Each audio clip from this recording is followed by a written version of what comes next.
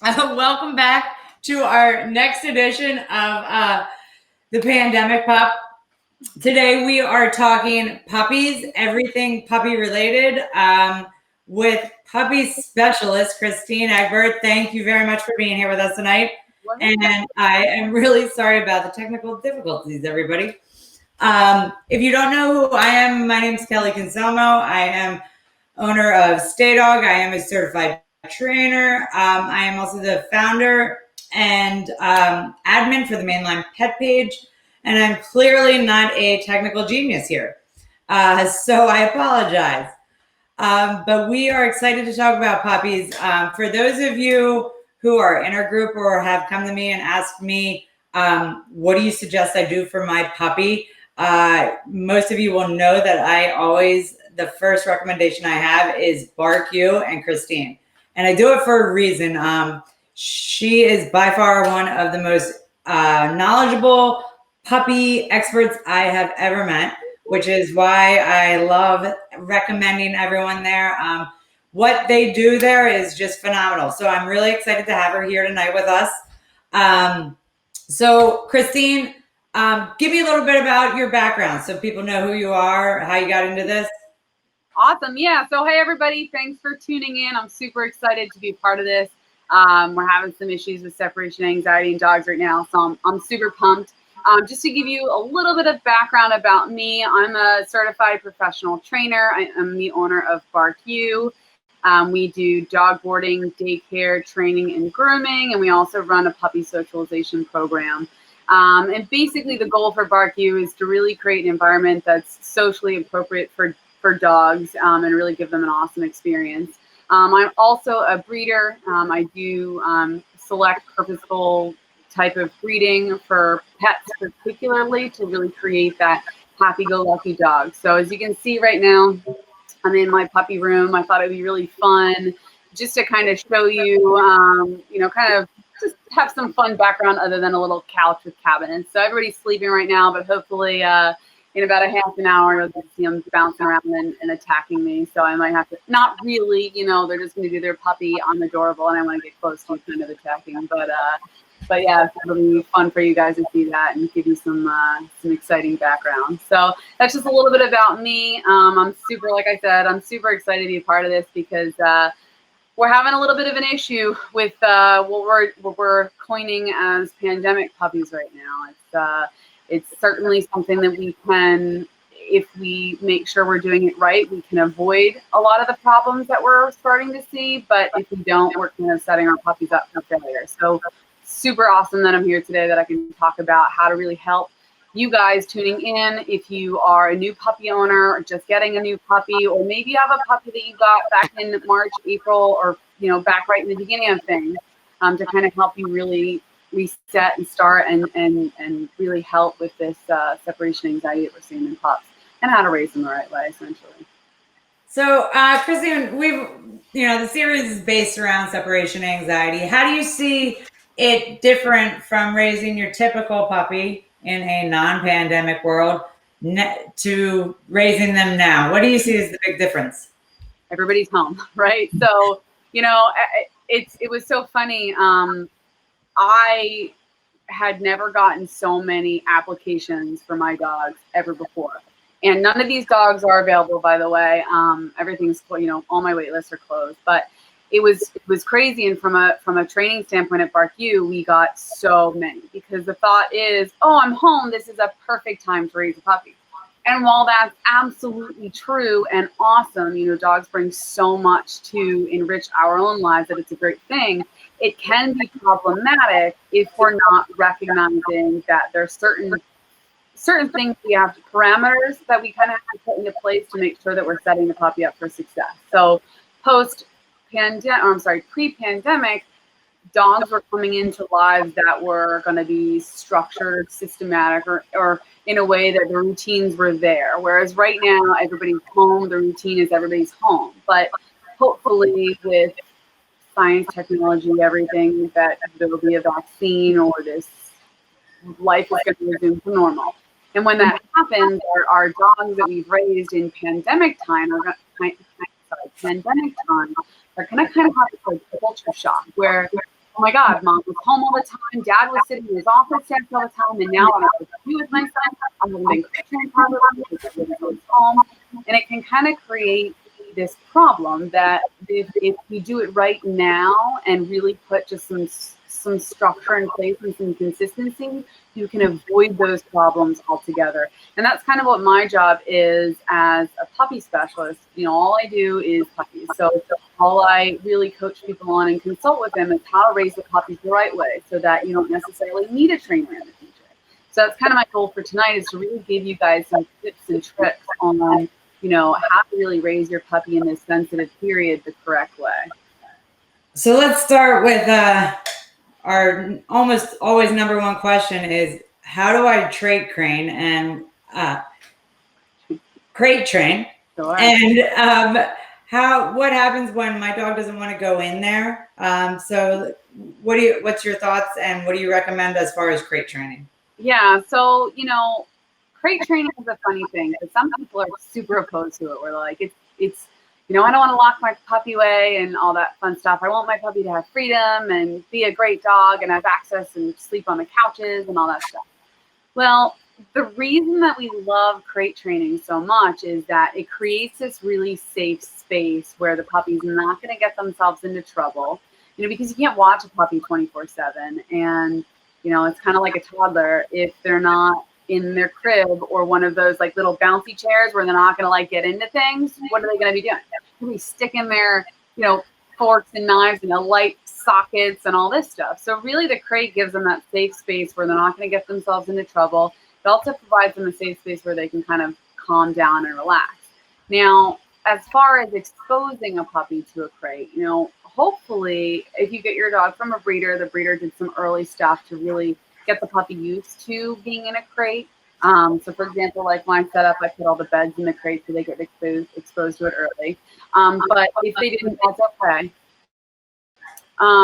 So what we do is really make the crate a fun thing. So I like to have, anytime a puppy is sleepy or tired, it happens in the crate. The puppy needs to start getting used to the crate, being like, this is where you go to sleep, this is where you calm down and relax. And you also want to associate the crate with a positive thing. It's never a punishment. So anytime we put the puppy in the crate, I always want to give them a little treat, or anytime they're in there, I'll give them a stuffed Kong or something yummy to kind of soothe them while they're relaxing. Now, that's the best way to do it. And I like to really get the dogs, like let's say it's bedtime. You really want to set the dog up for success and get them nice and sleepy before bed so that you're setting yourself up for success. So your puppy is nice and tired that they go in there and go to sleep with a yummy Kong or a yummy bone or treat. Now the question always is like, my dog's barking and screaming and crying. So the question is that if you've already introduced your puppy to the crate and you've tried that and the puppy screams, you have to differentiate, is it a temper tantrum or is it true separation anxiety? And for the majority of puppies in the beginning, it's temper tantruming. And the puppies learn that if they cry, someone's going to come and let them out. Or if they cry, you know, it's like, oh, good puppy. A lot of times we'll see they put the puppy in the crate in the first night, but then they find themselves having to sleep right next to the crate with a hand in the crate or something like that. So it's, you know, it's not necessarily teaching the puppy to be by himself in the crate. So, you know, it's just really good that, you know, starting right off the bat, you really, you know, you don't want to reinforce any temper tantruming. So that if the puppy's crying in the crate or whining in the crate, you know, it's not going to hurt them. They're going to be okay. You can take the collar off for safety purposes. I really wouldn't necessarily put toys and things that they could potentially ingest in there. But maybe like bigger bones or stuffed Kongs, or they're really not going to hurt themselves. It's totally safe and appropriate. And I would make it fun and exciting. Feed them in there, give them yummy things in there. And again, if they're having temper tantrums, you just want to really kind of ignore that behavior and just kind of go do your own thing and pay them no mind. Now, granted, some puppies, they'll temper tantrum for a minute or 2 minutes, and that's it. They're like, all right, it's fine. But some dogs, and you've got some dogs that are super persistent and they'll go on for a while. And you just have to be really strong and maybe go outside and take a walk or go do something else. The sooner you do that stuff and you really don't reinforce it, the sooner that puppy does fall on my back. Oh, there's one.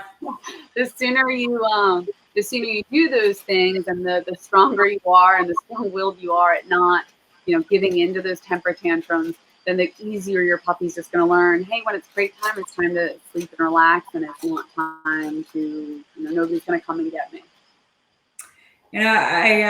I keep going back to my cousin, who I believe is on here, who has 4 kids, and I'm like, it's the same as kids. It really is not. Like, you can really apply a lot of it. I talked with Deb Murray about this.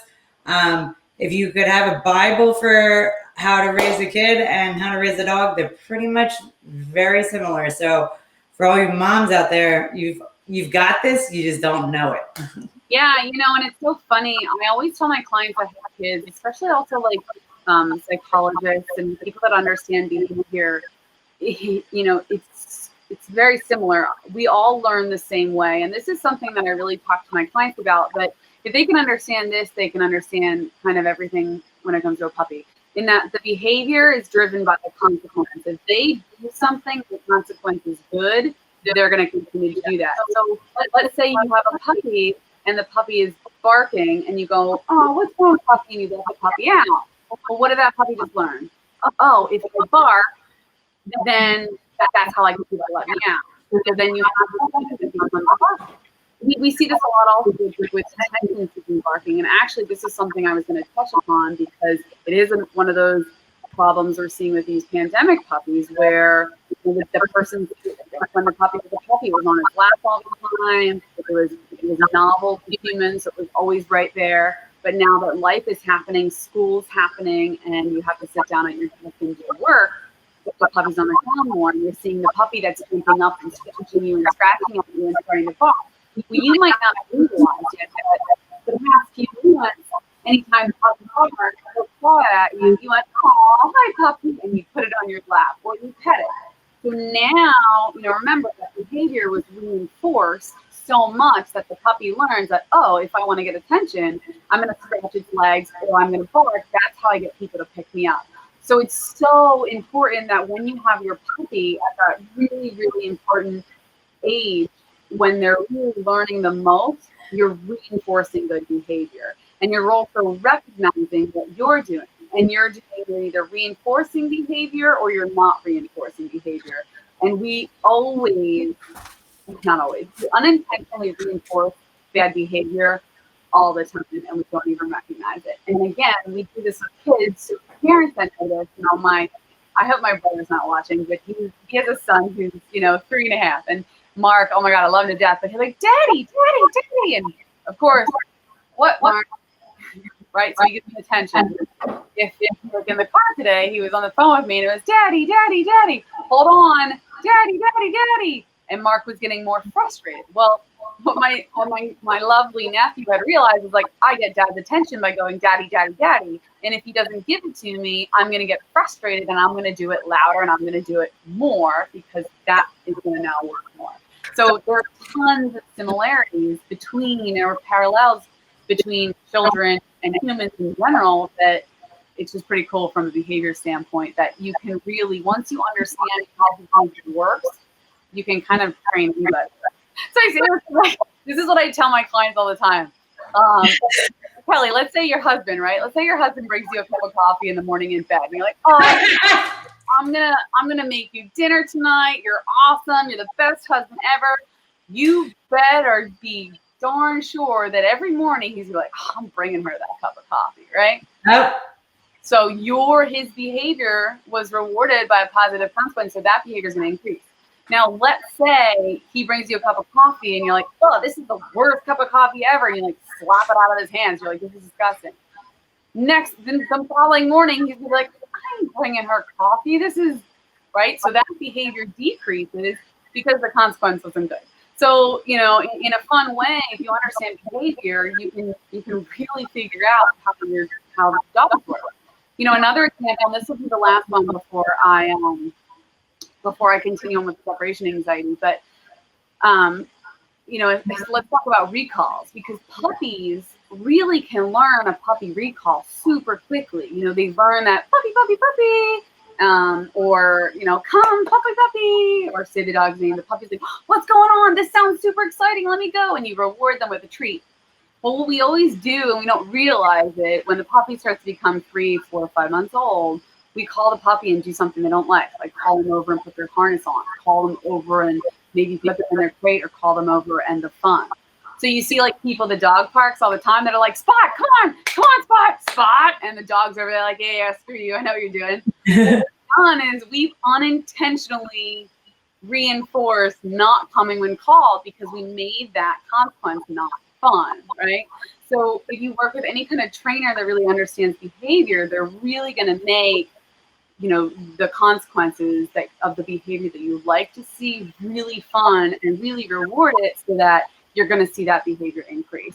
So with puppies, it's so important that, first of all, they get adequately exercised, and we'll talk about that in a few, but it's also super important that you're really understanding behavior and how their brain works so that you reinforce the heck out of their behavior and kind of ignore and do a couple other things to behavior we don't like to see so that behavior gets extinguished very quickly. And then it becomes punished.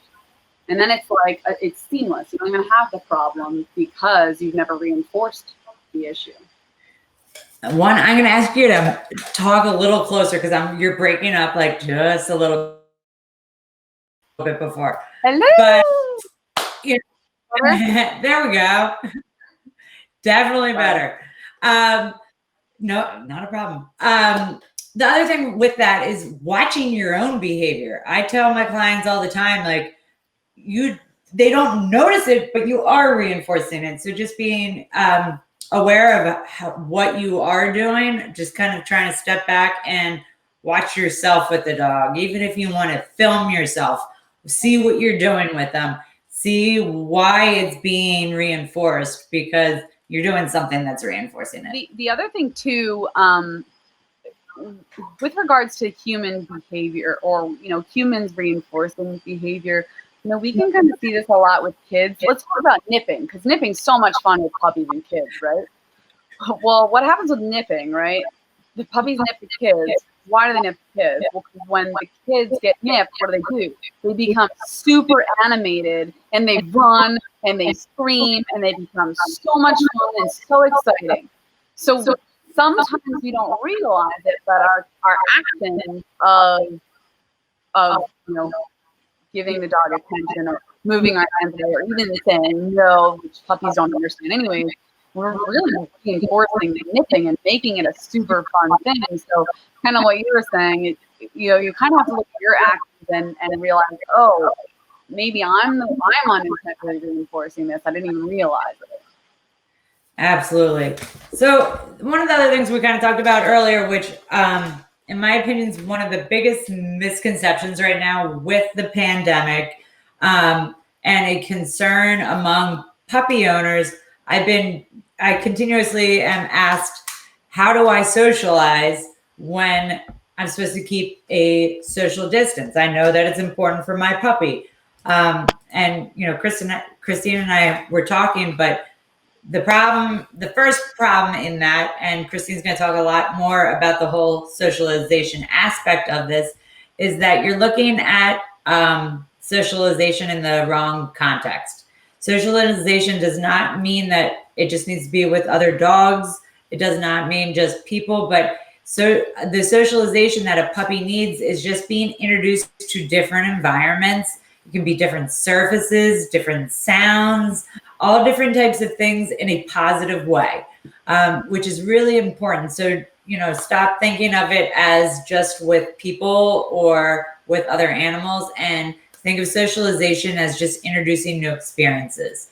So, Christine, I'm going to kind of let you start on that one. Yeah, sure. So that's another aspect of this pandemic pup situation that we're having. So it's not only the increase in separation anxieties and serious attention-seeking behaviors that we're seeing, but it's also a lack of socialization. So it's a lack of being exposed to all the novelty stimuli that they're going to be experiencing throughout their life, and that's a huge cause for concern because what happens in puppies is they go through a sensitive period, a critical socialization period, where there's a certain amount of time that you have to really expose them, where they're going to kind of absorb the most. And there is, you can absorb good things, and then there's absorbing not so good things. And if they don't get exposed to the everyday life and the world, what happens when that window, that critical socialization window closes, you really, put yourself in a little bit of a pickle, because like I had said earlier, most of our families want to have a dog that they can take everywhere and is super confident, very behaviorally stable, happy-go-lucky. You don't want that dog that is fearful and scared of everything, because that can cause a whole bunch of issues in terms of reactivity and just general fear of novelty things. And then what happens is your dog isn't enjoying going out into the world and will prefer to be inside and not go out because they find it scary. So socialization, it's kind of a broad term. It's not just dog to dog stuff. It's to novelty anything. So when we talk about socialization, it's kind of a whole bunch of things. So it can be, and there's certain things that even though it's pandemic time, you can certainly still do. I mean, you could do tons. Pandemic or not, there's tons of ways to socialize your dog appropriately while still being super safe and maintaining a social distance from others. So, when we talk, first of all, everybody thinks it's dogs. So it's dog-to-dog interactions they think that their dog needs to get exposed to. And while that is absolutely true, that's part of it. So I guess I'll touch on that part first. So during this time, it's when your puppy's young, it's super important to socialize them. And the key word here is appropriately, because there is a way to socialize the dog inappropriately, and that's kind of the optimal way to really make sure we're doing it the correct way, because there is such thing as over socialization, and again, doing it inappropriately that actually can cause more issues. So when we talk about the dog to dog stuff, it's super important that you can expose your dog to socially appropriate dogs. So, the first thing we always hear is that there's a couple ones. There's doggy parks, doggy daycares, and things like that. So, my least favorite is the dog park. Dog parks in theory are a great thing, but in reality, they really are not a good way to socialize your dog at all. There's so many other ways that you can do it appropriately. And those things are having puppy play dates or play dates with your friends in backyards, at a social distance. Obviously, everything that we're doing now is appropriate for the whole COVID thing, but in the backyard at a safe distance and having the dogs play appropriately. Dogs that are socialized adult dogs and that are vaccinated, super good and healthy way. I'd much prefer that than any kind of a dog park. The dog park really is breeding grounds for inappropriate play. It's a lot of high aroused situations. Really, there's a lot of great dogs that go to dog parks, don't get me wrong, but there's a lot of really not so great dogs that go to dog parks. So in the beginning, when you're in that critical socialization period, it's just super important that you're structuring your play for your dog, and you're making sure that you're kind of setting them up for success in that respect. A lot of times people with dogs that they got that don't know their dogs, even especially if it's an older dog that they got, they're still bringing them to the dog park and they don't really know their behavior. That's kind of why I stay away from that. But I do really like the, puppy play dates. The Facebook is awesome right now. Mainline Pet is great. I've seen tons of people post like, hey, I'm looking for a puppy play date. As long as it's a safe distance, it's super cool. I also like to comment that I don't like puppies playing with just puppies, because what happens is then they only ever learn to play like puppies, right? So, if we only let kids, 2-year-old toddlers and 3-year-old toddlers only ever play with each other and not experience adults and how to be respectful, how to be appropriate, we'd be adults running around stealing people's, lunches and bags of chips and drinking out of each other's straws, right? It'd be gross. So it's super important that we put our puppies as socially appropriate adults so that they're learning to play with appropriate adults. So that's a really big thing that you can focus on.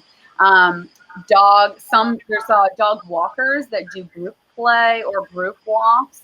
If they're a really skilled dog walker and experienced, I love that idea, as long as, like I said, they're experienced and they know what they're doing. Doggy daycare is certainly an option. Now, there's a caveat to that because it has to be the correct doggy daycare. Now, obviously, it's a doggy daycare that really puts an emphasis on appropriate socialization and appropriate play. So making sure that the staff is trained adequately is super important. We have a lot of really awesome daycares in the area, as well as Buffy and a bunch of others that do a really tremendous job.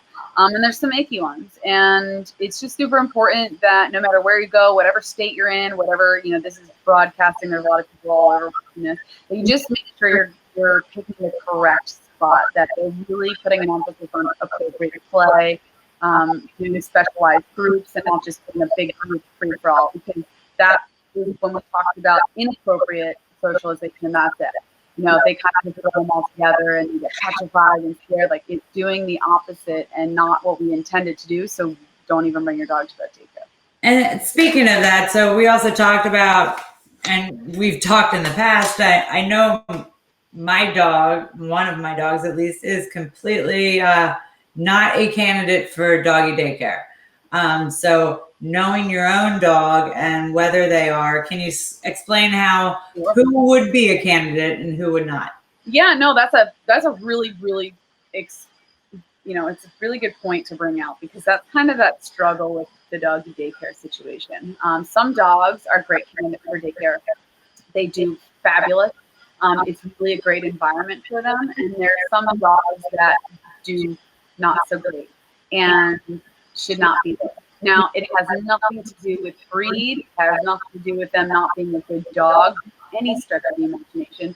Believe it or not, most adult dogs do not thrive and enjoy doggy daycare. It's like trying to put me, a 33-year-old in a child's daycare. Like, I just want to drink a glass of wine and relax. I don't want to be with these kids that are running around, and it's just that's what I want to do.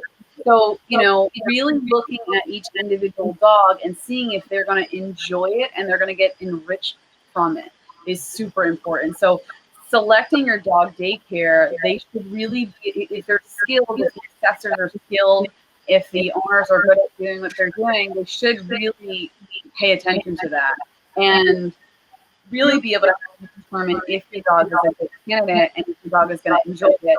And we turn away or, send, I don't want to say kick out, because that's really a terrible choice of words for it, but we don't allow people into our queue a fair amount simply because I want the dog to enjoy it, and if it's not a good option for them, I'm going to give them a whole bunch of other options that are really better for the dog.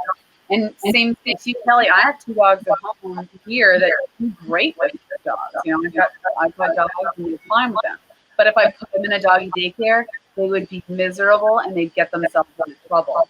And that's just not for them. So, it's very important that doggy daycare is certainly an option for a pandemic puppy. It's just really making sure it's the correct daycare, if it's socializing appropriately, and then it's a good fit.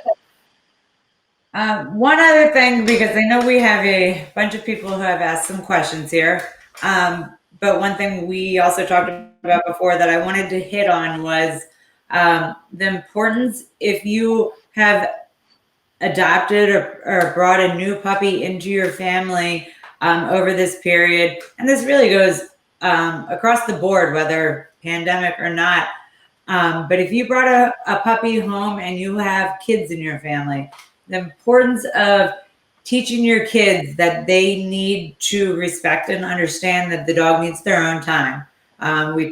Goes back to the crate. I was sharing with Christine that I personally had an extremely bad dog bite, causing several thousand stitches. So, and that was when I was little. I didn't respect it. I wasn't supervised. I was in a bad situation, but it's something I'm passionate about. So I just wanted to bring up and talk about kids and puppies.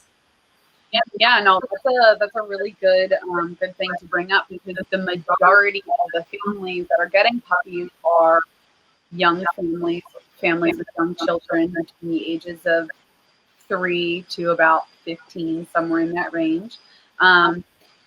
So yeah, it's so important to really put an emphasis on appropriate interactions with your puppy and your children. Really making sure that they're not overhandling said puppy, because overhandling is a huge problem. And basically that's where we're constantly picking the puppy up over and over again, or we're constantly moving them, constantly, oh, I want him on my lap or this, and we're not giving that puppy its own space to be by himself and to settle down and relax. And also, half the time, just because people aren't trained, they're not necessarily reading the dog's body language when the puppy is saying, I really don't want to be handled right now. I just want to go to sleep. And that can cause an issue, because when dogs try and communicate with us and we don't listen, they get frustrated and they can kind of try and communicate more. So there's certain levels that we see in terms of how they're communicating. And, the thing with children is you suffered an injury from a dog and you were a young child. Now, we don't necessarily know the circumstance. I mean, you told me a little bit about it, but we don't know if that dog was giving you, body language cues and telling you to get off of me or get away from me, or I'm going to bite you. It might not give you any warning. Some dogs go from 0 to 100. Those are the dogs that really shouldn't be in homes with children. But normally there is a progression. And with kids, a lot of it starts with like, oh, the puppy, to an untrained eye, they won't necessarily see it. But when you're a professional trainer and you know behavior, when you see it, lots of times the dog's freezing, the dog's kind of eyeballing, or the puppy's mouthing, whereas the puppy's really saying, get off me, and using their hand, using their mouth to bite. And what they've learned is that, oh, if I bite and people let me go, drop me and put me on the ground. So they start to use that as a form of communication to get the kid to leave them alone. So really recognizing, giving your puppy a safe space to go be by themselves in a safe space where nobody's going to bother them is super important.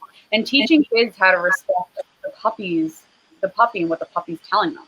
If the puppy's tired and you try and pick the puppy up and the puppy starts to use his mouth, the puppy probably doesn't necessarily want to be bothered at that point in time. So it's important to respect the puppy and kind of listen to it. And lots of dogs right nowadays, being a pet dog is not easy at all.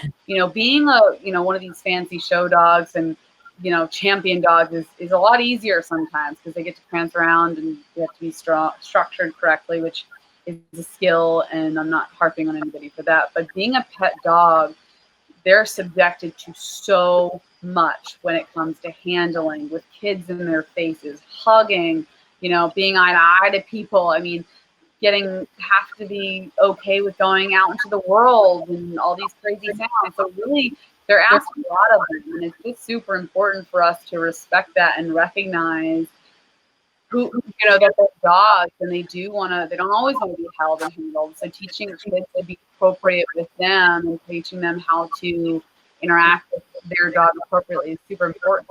The other thing too is what's equally important is teaching them how to interact with unknown dogs that don't know.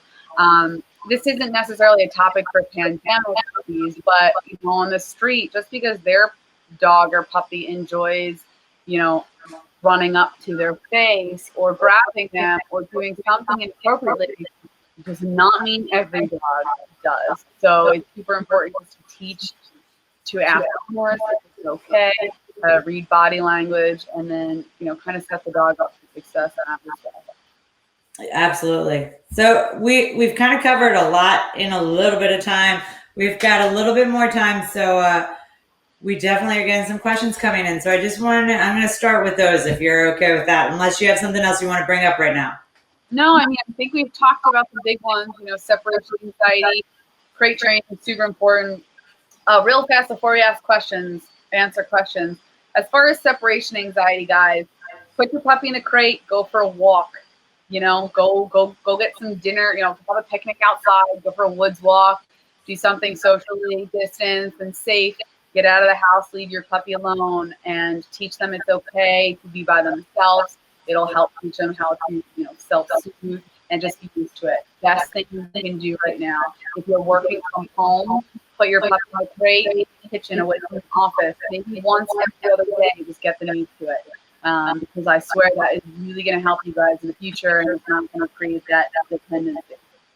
Great, because that was one of our last questions was, what's the best way to deal with separation anxiety right now? So the question is that, do you have it? Is it already a behavior that has developed because you've unintentionally rewarded it? Because that's a lot different. You would deal with that a little bit differently than how to prevent it, right? So we talk, first of all, there's not enough time for me to honestly give you a full training plan on how to deal with it. So my first thing is contact a great trainer that understands separation anxiety. There's a bunch of really good trainers in the area. BarQ has got a good one. Myself, I'm a trainer. I'm not training as much anymore, but there's a bunch in the area that are admins on this group, moderators, things like that. Get in touch with them so that if you're seeing the signs of separation anxiety, you're stopping it right now from getting any worse. Because honestly, they're going to be able to help you more than I can in 10 minutes. So the question is first diagnosing. If you know that it's true separation anxiety, then you really have to start working with a trainer on how to counter condition it. So making it fun when you go to leave, making it exciting and not a bad thing, and not reinforcing the behavior anymore. So they'll give you a plan for that on how to best approach the situation. They'll be able to look in your home, see how you might be unintentionally reinforcing it, maybe setting your house up a little bit more for success in terms of where the placement of the crate is or the pen is in the environment. Really putting on a good good exercise plan on getting the energy out. I think that there's a lot of enrichment stuff that can happen, and I believe Sarah Grace is talking about this next week. Is she? 2 weeks. 2 weeks.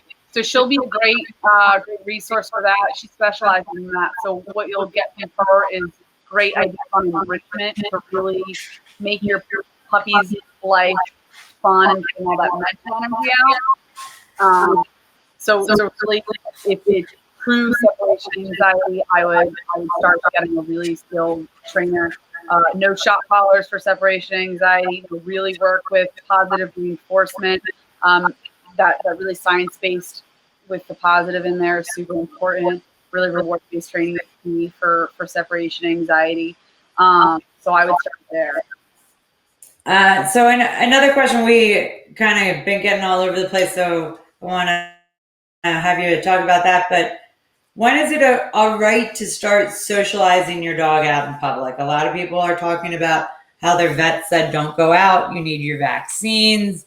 You hear a lot of people say about, don't take your dog to dog parks. Now we've covered kind of dog parks in general. But when do you say it's okay for puppies to go out? Yeah. What's the requirements? That's a really great question. And we get asked this a lot because, you've got old school vets that are like, don't let your puppy out of the house until they're 16 weeks old and they're fully inoculated. And, that's a very old school food, old school, what is that word on that I'm thinking of?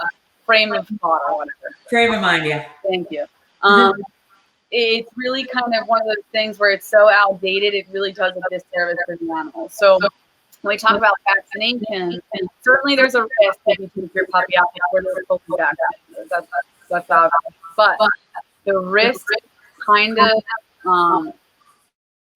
the risks of under socialization that can cause are way worse than the potential risk of catching something, in my professional opinion. Now, I always say speak with your vets. There's a lot of really great vets out there that understand the importance of socialization and behavior. There's great vets in the area that you can talk to about this. And yes, they'll say, there's a risk, but the risk, with having your dog boosted, they've got immunities from mom and their first round of shots, that really the risk is really low. Now, you can minimize your risk. So if you do a doggy daycare, all the adults in their should be fully vaccinated. Really don't go to dog parks because you don't know, you don't have any control over that.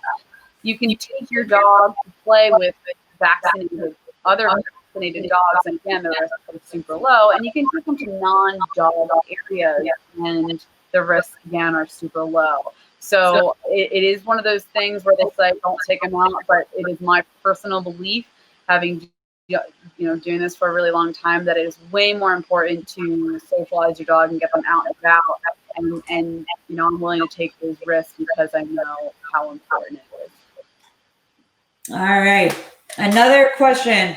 What is the most effective way to discourage barking? Dogs barking at everything. Gone through several spray collars. So that is an impossible question to answer with only that information. So question, what kind of barking is it? Is it fearless? Is it noise sensitivity? Is it attention-seeking barking? What is it? Is it an older dog? Is it a younger dog? There's so many variables that can really, are they seeing things? Is it a visual barrier that you need? Is it stress? Is it anxiety barking? Do you have to, are they understimulated? So you have to give them more physical or mental stimulation. There's so many, most times what I find when dogs have quote unquote behavioral issues, the majority, I would say about 97% of the time, it's because the dog is understimulated, whether it's physical exercise or mental exercise. And what's happening is, and I say this all the time to my clients, is your dog wakes up every morning with their energy tank on full. And in order to get cute, sleepy, happy, fluffy at nighttime, you have to drain that. Well, it gets drained either way. Either it can be drained in a positive way by doing games and things that are appropriate for getting energy out, like enrichment toys, woods walks, hikes, runs, ball, all that stuff. Or it comes out in a not so great way. So destructive chewing, excessive barking, all of those not so nice, naughty behaviors that we see occur. And a lot of times that has to do with lack of stimulation. So if you've got a barker, I would ask yourself, how much exercise are you really giving your dog? It's like that type of barking, because they're seeing things and they're just so amped up because they want to bark and stuff. I would ask yourself that first, and then I would figure out why is really happening. Okay. Next question. What is the best way to facilitate a good relationship with a new puppy and an older dog, particularly one that doesn't want to be bothered by a dog? That is a great question, and actually something we're seeing a lot of as well, because tons of new puppies. Some puppy families already had a puppy, so they brought another one, and now we have to work on how to introduce the dogs together and make it a good environment for each animal. So let's talk about dog number one, the dog that's been established in the household, right? They've got their routine, they've got their areas and their spaces. Well, now you brought, let's say the dog is older than 2 and not a puppy anymore, so really doesn't want to play a ton. Maybe it's an older rescue, or maybe it's just an older dog in general, and it really doesn't want to be bothered by a puppy, right? So what you do is you bring this naughty puppy in who wants to jump all over that dog and be a puppy, and you've got, now you got your older dog. It's like, oh, I don't enjoy this. And you see, maybe the dog is growling at the puppy or yelling at the puppy, or maybe the dog is correcting the puppy, overcorrecting the puppy. Because really what happens if it's done appropriately or correctly is you introduce the dog into the new home slow. We'll put up barriers and a safe space where the puppy is, where it can't torment the older dog.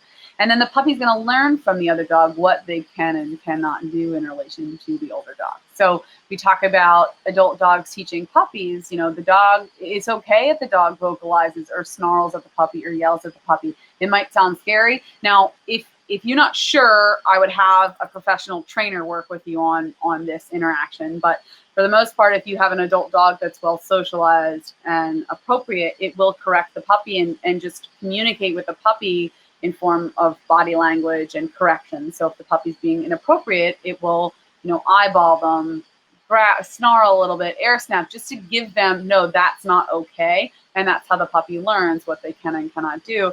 But sometimes what we have are some either the adult dog in the home is not socially appropriate and overcorrects, overreacts, or it's a dog that maybe is a little bit more scared and not comfortable and just doesn't want anything to do with it. So when stuff like that happens, you have to do it very slowly and appropriately. So that's why working with a professional trainer is good. the first piece of advice I can tell you is get a crate and get an X pen. And the puppy should only be supervised, only allowed with the other dog in the house, supervised in the beginning, so that that the puppy is not allowed to get a little inappropriate with the adult dog in the house, with no one there to intervene if the older dog is scared or unhappy, or where they might overcorrect and get your puppy in trouble.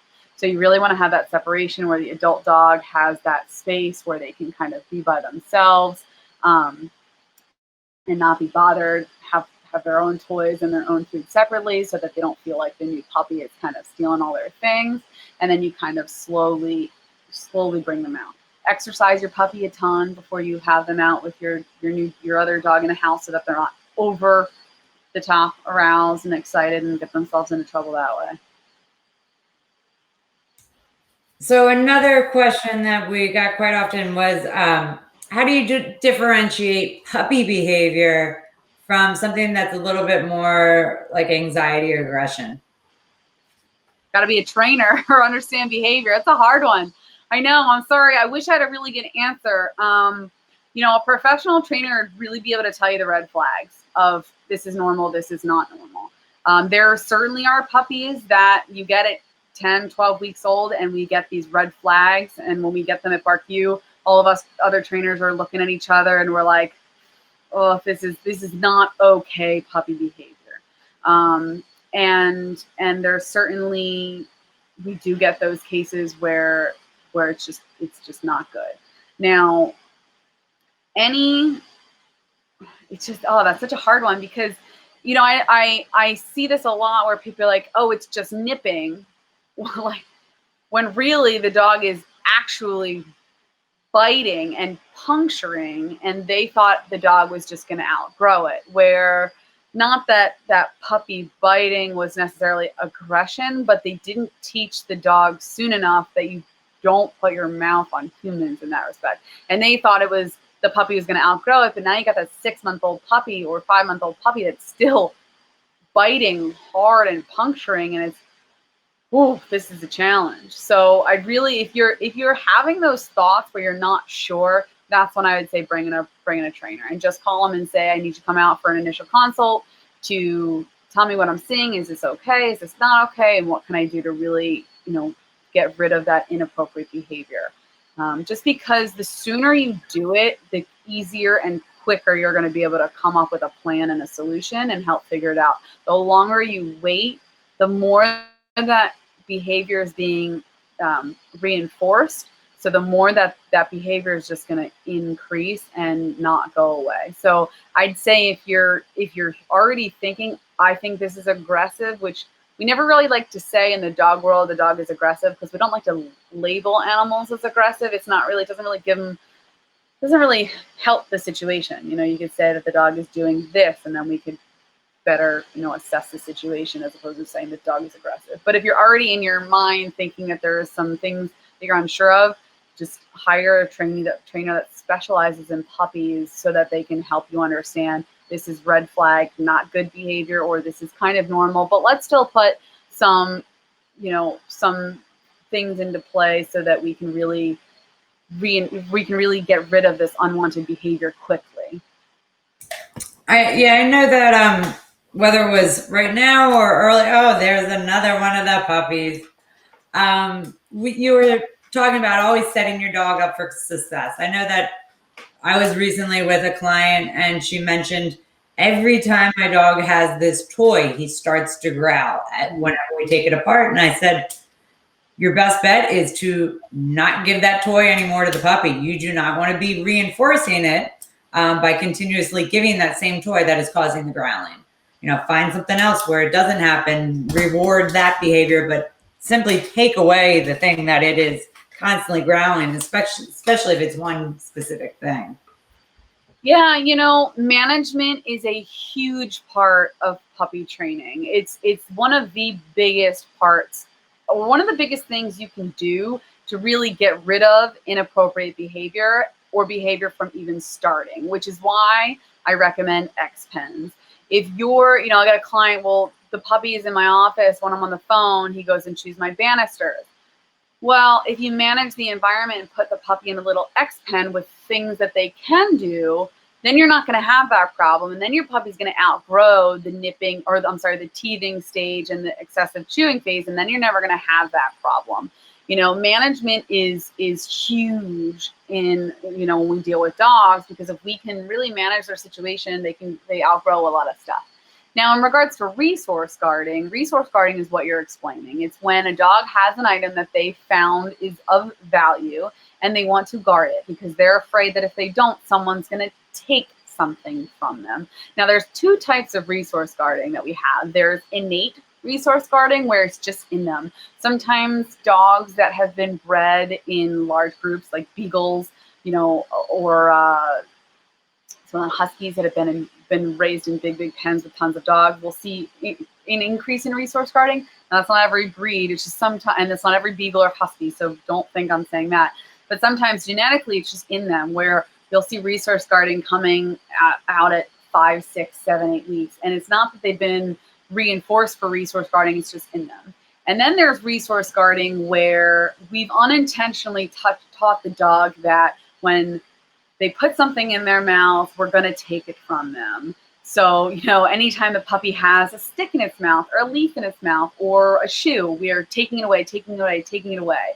So we're actually teaching the dog that when you have something in your mouth, I'm going to take it. So the dog now learns, oh, I have to resource guard it. I have to guard it. So you'll see this growling, snarling, snapping, sometimes making contact with the skin, things like that, which is pretty serious. So, but again, if it's a learned behavior, we could have prevented them from learning it. So management is huge. If you get a dog that's a bit older and is a resource guarder, the big thing you do is, along with working with a trainer on how to counter condition it, it's a lot of management in the beginning. So setting your dog up for success and putting the items, you know, that he's finding of value to guard away and not giving him access to it. So, you know, let's say there's dog-to-dog resource guarding, which is pretty, you know, it can be a normal thing. You know, if I have a filet mignon or I'm eating and someone kind of tries to take a bite, I'm a nice person, but I might smack your hand away because I'm hungry and it's delicious. So for dog's dog, it can be pretty okay. But, you know, they're setting dogs up for success. So if you get a new dog and your older dog is maybe going to guard their food bowl away, we'll set them up for success. Put the puppy in a crate and feed them. Put them in the mud room. You know, really don't set them up for failure in that sense, because it's not helping anybody. So management is huge. Management, though, I will say it's never 100%. So if you have a severe case of resource guarding, you really want to work with a professional trainer and really just be careful with it. But there is a lot of management that we do a ton of in the beginning to really set our dogs up for success. Then we have the good old question of puppy pads. Oh, pee pad, like puppy pad, pee pads. Yes. So that's a great. So the question is, why do you want to use them? Are you an apartment? If you want to be using pee pads for the rest of your dog's life, then they're fine, no problem. If you don't want your dog to learn to pee in the house, don't ever use a pee pad, ever, because we don't ever want to reinforce the dog for going in the house. A lot of the potty training, you know, if you're doing it appropriately, you're never going to need a potty pad. You know, it's one of those things. If you see here, so we use, I don't know if you can see. So, oh, it's backwards on my phone. Oh, that's so weird, because they're actually over here. Sorry. So my potty boxes are along these walls, and we teach the puppies their clean space is their crate, their clean space is on the floor, and the outside is their potties. We don't use pee pads, and some breeders will use them and teach the puppies that that's where you go. But we really quickly, starting at 8 weeks, start to bring the puppies outside to go to the bathroom.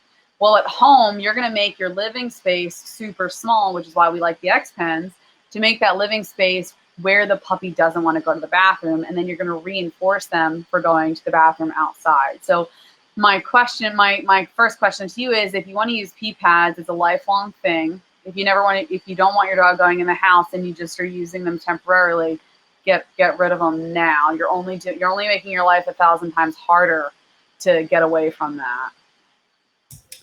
All right. So another question is, my trainer recommended a pheromone collar. to help with anxiety. What are your thoughts on that? You're not talking about a citronella bark collar, are you? No, it's that it doesn't. No, I think they're talking about what are they? Abaquil. Oh yeah, that. Yeah.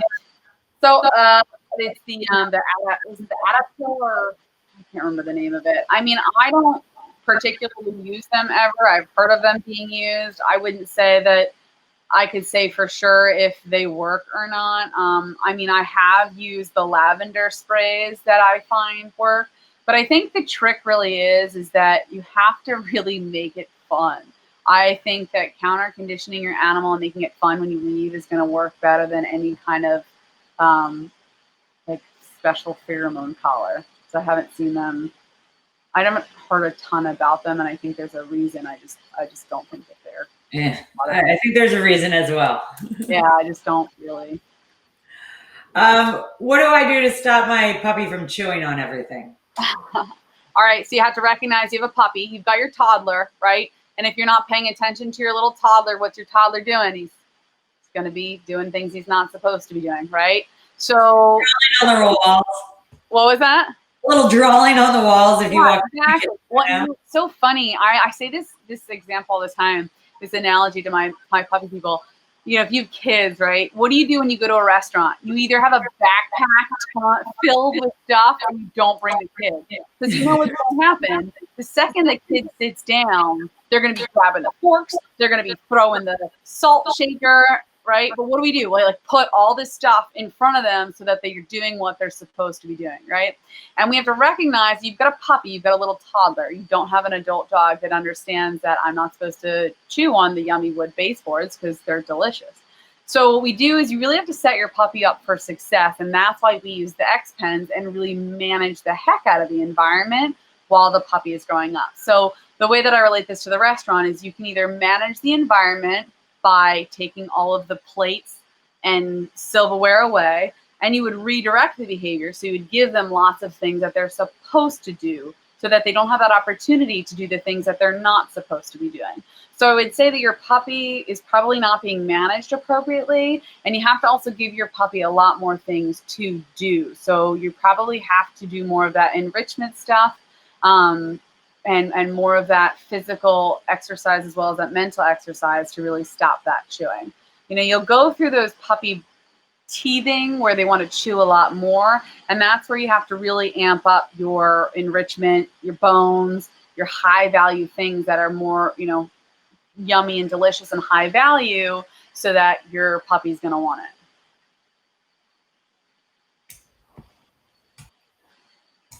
So we got a couple more questions, and then I think we're going to call it a night.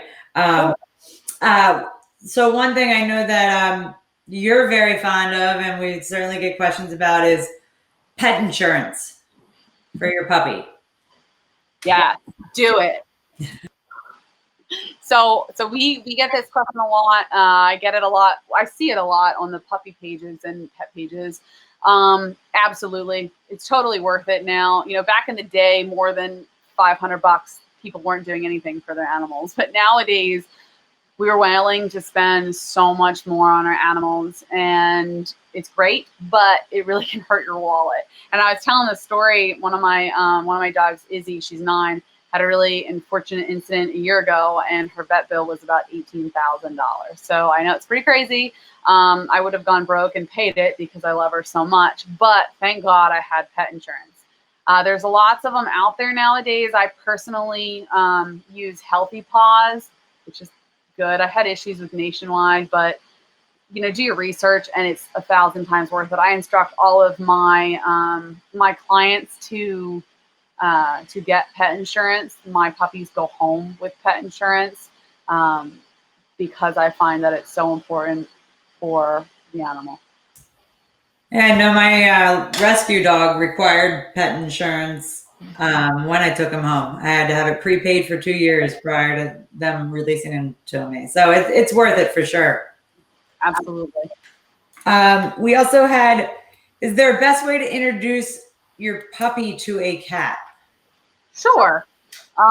Same protocols as your as your other dog, you really got to set them all up for success. And again, it's something that I also would recommend a trainer for, because there's so many different types of ways you can do it appropriately, and it's all different for each dog and cat. Some cats they could care less. They want to be with the puppy. They want to play with the puppy. Some cats want nothing to ever do with the puppy. So the training is very similar in that you can make sure the puppy is nice and sleepy before you bring the cat around. You're going to hopefully teach the puppy to ignore the cat and just coexist with the cat instead of chasing the cat and all that stuff. Again, it's one of those answers. There's definitely a good way to do it. There's definitely a bad way to do it. And I wish I had all the time in the world to go through a proper plan on how to, but I just don't. I don't have enough time today. So I would say yes. I'd say talk to a trainer about it, but definitely do it slow and steady wins the race. Super important. Don't allow your puppy to chase the cat.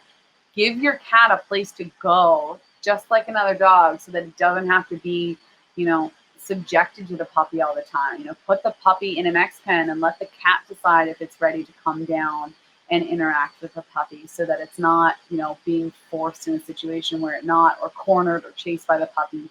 Slow and steady really does win the race when it comes to cats and dogs.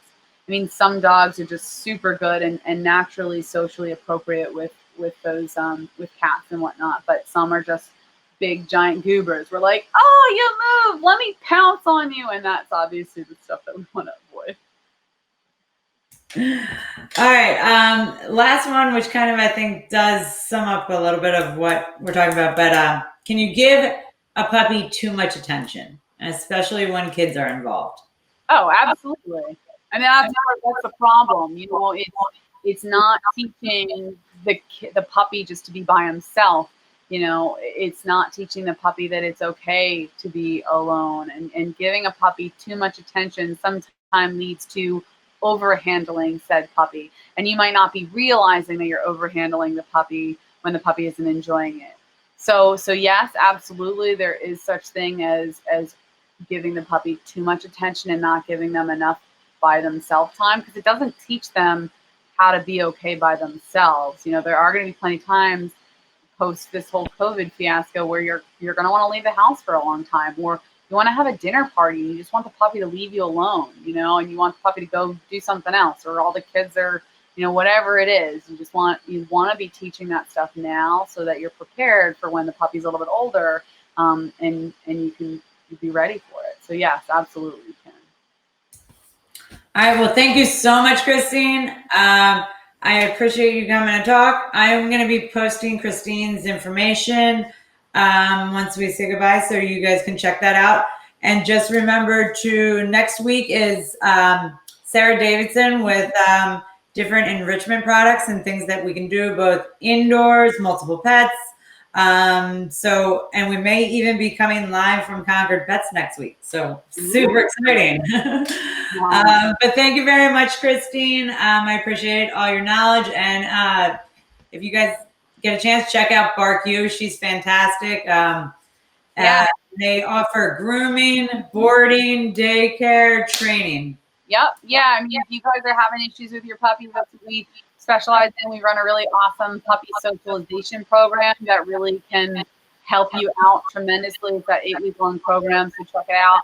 We're more than willing to help you out. And we also do, like Kelly said, grooming, daycare, and boarding as well. So feel free to check us out. Check us out on Facebook. Our Facebook page is huge. We do a ton of fun stuff on there. So, thanks for tuning in. Thanks, Kelly, for organizing this. Minor technical difficulty in the beginning, but I thought it was awesome. So nice work. And have a good night, everybody. And I hope you all stay safe during this crazy time. Cuddle your puppies, but don't cuddle them too much.